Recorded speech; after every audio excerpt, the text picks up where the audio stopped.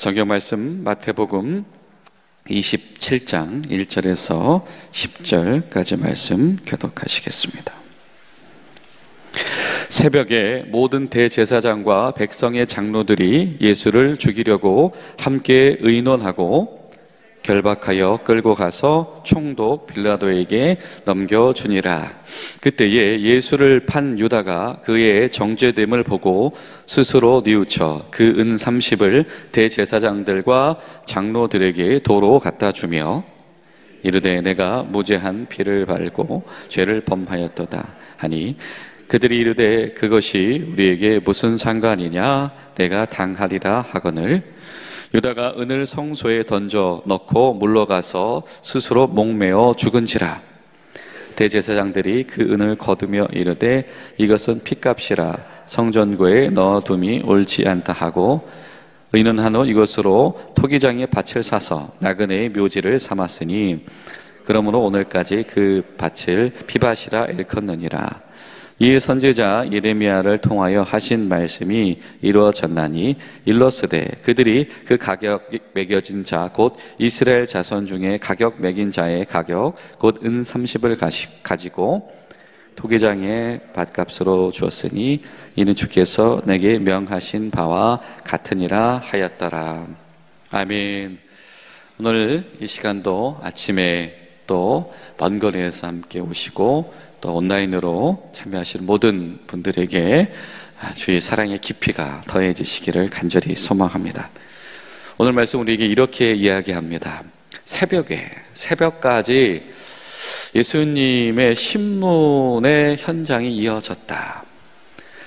사실 이 새벽이 되어져서 이 햇빛이 떠오르는 이 미명의 아침은 희망적인 시간이 되어야 되며 하루 가운데 가장 중요하며 보람있고 하루를 시작하게 하시는 하나님 앞에서 가장 바로 서 있는 시간이 되어야 할 것입니다. 그런데 지금 이 밤새 진행되었던 일, 예수님을 이 정식 공회에 제소하기 위해서 밤새도록 이 대제사장들과 이 지도자들이 예수님을 신문하던 일이 밤새도록 이어졌고 그리고 연달아 이어서 정식 이 공회를 시작하였다. 그리고 이 정식 공회도 무엇을 위한 공회냐면 밤새 신문하였더니 이 당시 이 공회가 이 사형의 선도 권한과 집행 권한을 이 로마에게 박탈당했기 때문에 이 로마의 총독이 그것을 실행해 줘야 되는데 그들이 내어놓은 결론인 이 신성모독이라고 하는 결론으로는 로마의 총독이 사형을 집행할 이유가 없다라고 하는 것을 분명히 이들도 알았던 것입니다. 그렇기 때문에 명분을 찾기 위해서 연달아서 정식 공회가 연장되어서 열리고 있습니다. 하나님의 아들 예수 그리스도를 살해하기 위하여서 모든 사람들이 다 모이는 이 아침, 밤새도록 신문했던 대제사장, 또 지도자들, 공회 회원들, 그리고 그 상황을 아주 만드는 데 역할을 했던 예수님의 제자 중에 한 명인 가룟 유다, 그리고 빌라도, 이 모든 사람들이 다 연계되어지는 인류 역사상 가장 비참한 아침이 바로 이날의 아침이 아니었을까 생각이 되어집니다. 여러분, 우리가 사람들에게 배신당하고 소외당한다라고 하는 것은 정말 우리의 영혼을 갈가지게 만드는 일입니다. 내가 믿었던 사람에게 또 가장 마음을 주었던 이들에게 배신당한다라고 하는 것은 정말 힘든 일이죠. 나의 세상이 무너지는 경험을 하는 것일 겁니다. 시편 31편을 보면 여러분, 그 다윗이 이 배신당함 가운데서 얼마나 자신의 내면이 무너져 내리는가를 고백을 하고 있습니다. 시편 31편 9절부터 16절까지 말씀을 보면 다윗이 이렇게 노래합니다. 여호와여 내가 고통 중에 있사오니 내게 은혜를 베푸소서. 내가 근심 때문에 눈과 영혼과 몸이 쇠하였나이다. 내 일생을 슬픔으로 보내며 나의 연소를 탄식으로 보내며 나의 기력이 나의 죄악 때문에 약하여지며 나의 뼈가 쇠하였도다. 내가 모든 대적들 때문에 욕을 당하고 내 이웃에게는 심히 당하니 내 친구가 놀라고 길에서 보는 자가 나를 피하였나이다. 내가 잊어버린 바 됨이 죽은 자를 마음에 두지 아니함 같고 깨진 그릇과 같으니이다. 내가 무리의 비방을 들었으므로 사방이 두려움으로 감싸였나이다. 그들이 나를 치려고 함께 의논할 때에 내 생명을 빼앗기로 꾀하였나이다. 여호와여, 그리하여도 나는 주께 의지하고 말하기를 주는 내 하나님이시라 하였나이다. 나의 앞날이 주의 손에 있사오니 내 원수들과 나를 핍박하는 자들의 손에서 나를 건져 주소서. 주의 얼굴을 주의 종에게 비추시고 주의 사랑으로 나를 구원하소서. 아멘. 다윗이 무엇이라 고백합니까? 사람들이 나를 떠나갑니다. 대적들이 나를 공격하기 시작을 하자 주변에 있는 사람들이 그 상황으로 인하여서 놀라고 여러 가지 혼돈 속에 빠지고 그 결과로 내 편에 있던 이들이 모두가 나를 떠나가는 상황이 나에게 찾아오고 말았습니다. 주님, 나에게는 주님밖에 없으니 이때에 오직 주님만을 바라보고 의지하게 하옵소서. 여러분, 사람은 참 간사하지요. 이 약자의 고난 가운데서 우리는 외면을 택합니다. 약자로 소외된 자의 고난을 당하게 되어진 이들은 정말 어디에서 도움을 받기가 어렵습니다. 그때에 이 시편 속에서 이 노래하는 이는 오직 하나님께만 위로와 하나님께만 신원을 바라는 마음을 가지게 됩니다. 근데 예수님께서 이 모습을 몸소 보여주고 계시지요. 이 밤새도록 이어진 취조 가운데 아마 이 성육신한 육신의 몸을 입고 있는 이 예수님의 상태가 사실은 굉장히 좋지 않았을 겁니다. 굉장한, 요즘 말로 말하면 이 스트레스 상황에 놓여 있었겠지요. 배고프신 주님은 분명히 그 스트레스도 심각하게 경험을 하셨을 것입니다. 이 모든 것이 너무 모순 덩어리입니다.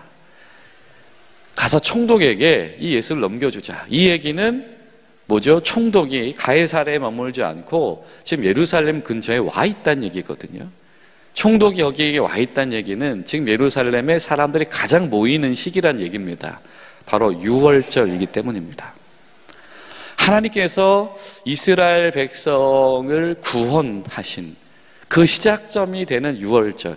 그렇기 때문에 사람들이 가장 많이 모여 있어서 이 치안 유지를 위해 총독이 굳이 예루살렘으로 출장을 오는 이 시절에 가장 하나님 편에 가까이 서 있어야 될 종교 지도자들이, 그리고 예수님 편에 가장 가까이 있었던 제자의 일원이 예수님을 배신하는 아주 그 총체적인 협력과 합작을 하고 있는 현장이 바로 이날의 아침이다라고 하는 겁니다. 법 집정관인 총독에게 우리 법적인 미끼를 던져주자. 어떻게 하면 되겠는가? 이런 논의를 하고 있더라라고 하는 것이죠. 그 와중에 여러분, 유다의 죽음 이야기가 중간에 딱 끼워져 있습니다. 사실 이 유다의 이 죽음을 이렇게 상세하게 기술하는 것은 이 마태복음이 유일하지요. 예수님께서 신문당하시는 이야기 중간에 예수님을 배신한 자, 그리고 배신한 자의 죽음 이야기가 끼워져 있습니다. 그리고 그 죽음 이야기의 단락은 오늘 9절과 10절 말씀 보니까 뭐예요? 이것은 말씀의 성취다. 스가랴서 11장의 말씀의 성취, 그리고 예레미야서 19장의 말씀의 성취다. 결국엔 무엇입니까? 뜻밖의 유다가 배신하여서 예수님께서 이 재판당하고 어쩔 줄 몰라서 아무 말씀 못하신 게 아니다. 예수님께서 권한과 능력이 없으셔서 이 재판의 자리에 밤새도록 그 고초당하면서 아무런 상황의 변화를 못 일으키신 것이 아니다라고 하는 것이죠. 지금 예수님의 배신당함과 예수님의 신문당함과 예수님의 침묵하심은 모두가 다 하나님의 주권 아래에 있으며 하나님의 섭리와 계획의 부분이다라고 하는 것이죠. 여러분, 예수님의 죽음은 무기력한 죽음이 아닌 것이며 예수님의 순환당하심은 무의미한 순환이 아니라 주님의 섭리요, 주님의 주권임을 우리가 확신해야 할 것입니다. 그런데 오늘 이 유다의 죽음에 관하여서 성경은 안타까운 이 단어를 우리에게 고발하고 있습니다. 무엇이냐면 유다가 어떻게 하였냐면 자살로 매짐하게 되어졌는데, 유다가 어떻게 했냐면 후회하였다라는 언어의 성경 구절이 담겨져 있습니다. 똑같이 예수님을 배신한 행위를 하였지요. 베드로는 예수님을 배신하였을 때에 어떻게 합니까? 그 즉시 눈물을 흘리면서 회개할 기회를 놓치지 않았습니다. 그런데 유다는 어떻게 하였냐면 예수님을 배신한 일이 잘못되었음을 깨달았을 때에 회개하고 돌아올 기회를 잡지 못하였습니다. 여러분, 성경은 분명히 이 회개와 후회를 구분하여서 우리에게 증거합니다. 회개와 후회는 대조되어지며 구분되어지는 단어이다. 무고한 자의 피를 흘린 것을 깨달았을 때에 이것을 주님 앞에서 회개하며 주님께로 돌아올 수 있는 것이 은혜이고 기회다라고 하는 것이죠. 여러분, 우리가 신앙의 자리에서 무너졌을 적에 그냥 후회만 하고 눈물을 흘리며 주저앉는 이들이 되지 않고 그들이 회개하며 다시 한번 주님의 사랑에 의지해서 은혜의 보좌 앞에 담대히 돌아올 수 있게 되어지는 것, 여러분, 그것이 정말 중요한 믿음의 기회이고 그것이 은혜이고 교회는 이를 위해서 기도해야 될 줄로 믿습니다. 은전 30개 스가랴서에서 나오는 것처럼 그대로 실행되어집니다. 무고한 피를 흘렸으니 그 돈을 어떻게 쓰겠는가? 장로들이 그 돈을 거부하는 듯 하면서 어떻게 하죠? 그 죽음의 책임을 유다에게 전가합니다. 이 상황에서 아주 법적인 태도로 나아가고 있죠. 하나님을 배신한 이들끼리의 책임 전가. 이 무고한 피를 흘렸으니 내가 그 돈 취하지 않습니다. 난 이 돈 받은 사람 아닙니다. 라고 하는 이유와 우리가 그 돈 왜 받냐? 차라리 이거 우리가 성전에 드리지 말고 밭을 사자. 그래서 나중에 이거 나그네들 떠돌이들 무덤으로 쓰자. 종교 지도자와 예수님의 제자의 책임 전가가 벌어지고 있다. 교회가 불신앙의 사태에 직면했을 때에 지도자를 자처하는 이들과 예수님의 제자를 자처하는 이들이 서로 책임 전가에만 몰두하고 회개하고 돌이키지 못하면 그때는 파국만이 남아있을 뿐이다 라고 하는 것이죠. 여러분, 오늘 말씀 보면서 우리가 교회들 향하여서 주님께서 보내실 그 안타까운 탄식들을 잃어버리지 않는 우리 모두가 될 수 있기를 간절히 소망합니다. 결국 유다가 목매달아서 자살했다. 마치 다윗을 배신했던 그의 친구 아히도멜이 나무에 목을 매달았던 것처럼 유다는 목매달아서 결국에는 회개로 돌아오지 못하였고, 이 종교 지도자들은 그 돈으로 땅을 사고 결국에는 다른 대가를 취하였다.